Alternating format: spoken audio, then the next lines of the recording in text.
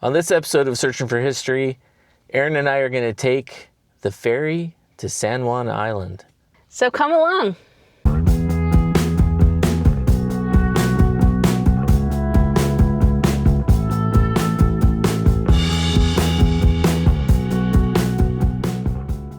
We've been waiting for the ferry. It feels like we've been here forever, but I don't think it's been even an hour. Hopefully our ferry will come soon and we'll be able to get on our way.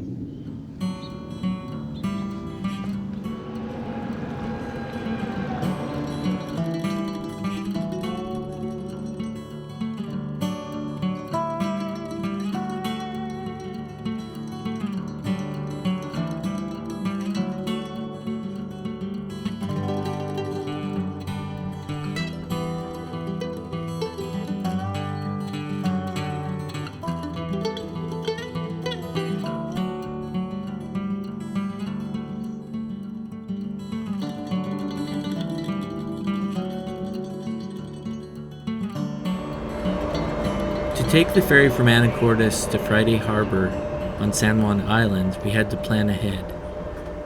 About 7 weeks before our ferry departure, we made 2 vehicle reservations for morning ferries to and from San Juan Island. Each reservation cost $19. The reservation said, "It is recommended that reservation holders arrive at the end of the line at least 45 to 60 minutes prior to departure time. Vehicles with reservations must be ticketed and through the toll booth at least 30 minutes prior to the reserved departure time. Vehicles that do not check in at the toll booth at least 30 minutes ahead of the reservation time will lose their reservation and must travel standby on a first-come, first-served basis." In order to avoid getting stuck in Seattle traffic and not getting in line an hour before departure, we stayed the night before our departure in Anacortes. In addition to the reservation fee, we also had to purchase a round-trip ticket on site at the toll booth for $97. Today we're on board the Chelan, one of Washington State's Ferry's international service fleet. Built in 1981, the Chelan is an Issaquah-class ferry, later modified to meet international safety standards. It's one of the few vessels able to sail not just among these islands, but also across the Canadian border to Sydney, BC. The Chelan has room for over 100 vehicles and more than 1,200 passengers.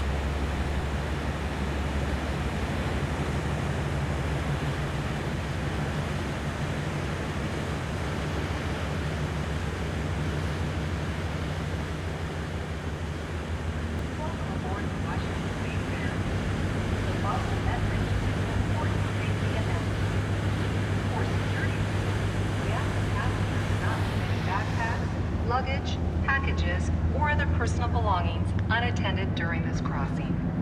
Upon arrival at our final destination, all passengers must disembark the vessel. In the event of a shipboard emergency, signals will be sounded on the ship's general alarm, followed by the same signal on the ship's whistle.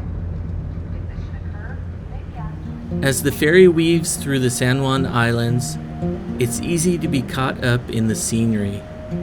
Forested shorelines, sheltered coves, and distant peaks. Yet this quiet archipelago holds a story written in both stone and memory. Geologically, the San Juans are fragments of faraway places.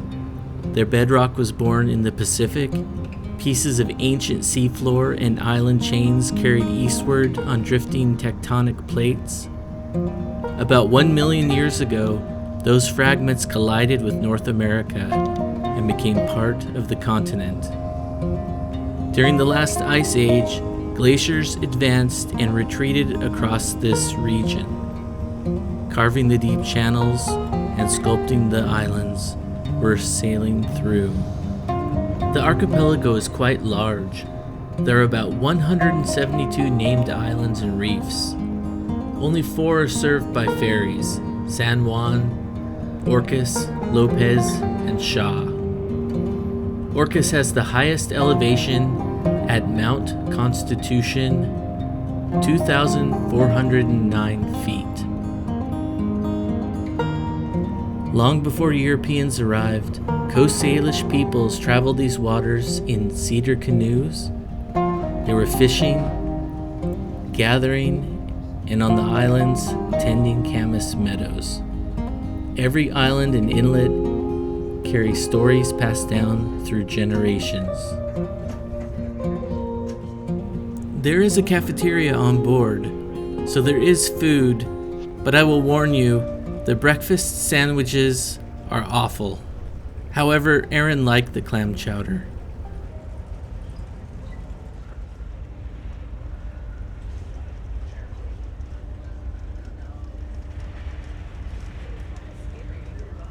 There's a lot of really interesting historic photos on this ferry. This one is of the steamer Lady of the Lake in 1906, and it was on Lake Chelan.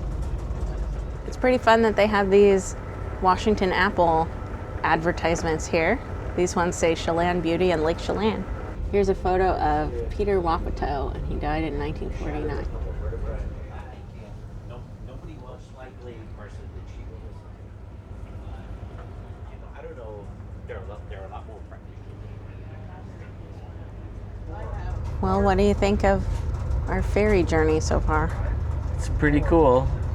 Not sure what island that is, but it's really cool to be traveling between the different islands out here in the San Juans.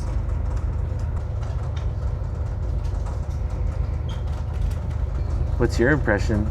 Well, I've always loved riding the ferry, and this one is just as great as I remember it from being a little kid. And it's such a beautiful day to ride the ferry.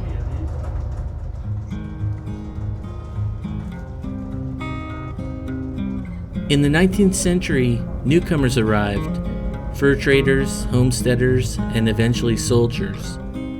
For a time, the San Juan stood at the center of an international dispute between Britain and the United States. In 1859, both nations almost went to war over the death of a pig. There's actually quite a few islands in the San Juan, so right now we're just going past the northern tip of Lopez, and so we're on our way to San Juan Island. The next island that'll be on our left is Shaw Island. The first island that we went by was Blakely Island. Orcas Island will be on the right, and then there's all kinds of really small ones, so it's quite the archipelago of islands in the San Juans. It's pretty cool.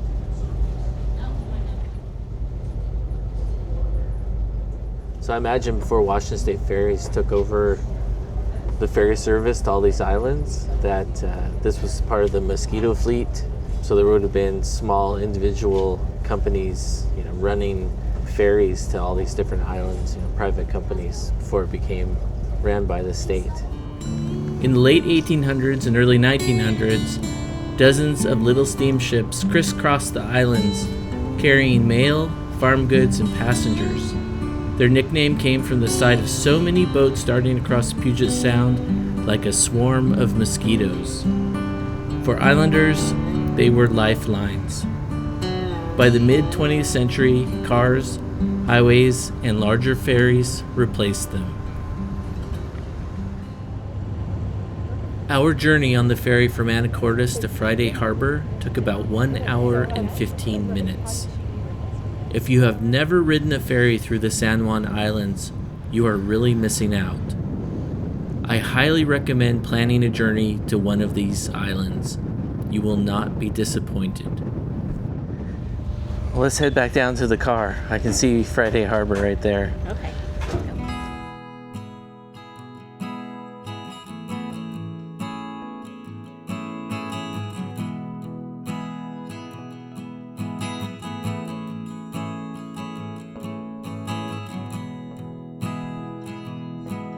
Well, that is our video on taking the ferry from Anacortes to San Juan Island. I hope you enjoyed it. Stay tuned for more videos in this series as we continue our searching for history on San Juan Island. Thanks for watching. Don't forget to like, share, comment on this video, and please subscribe to this channel.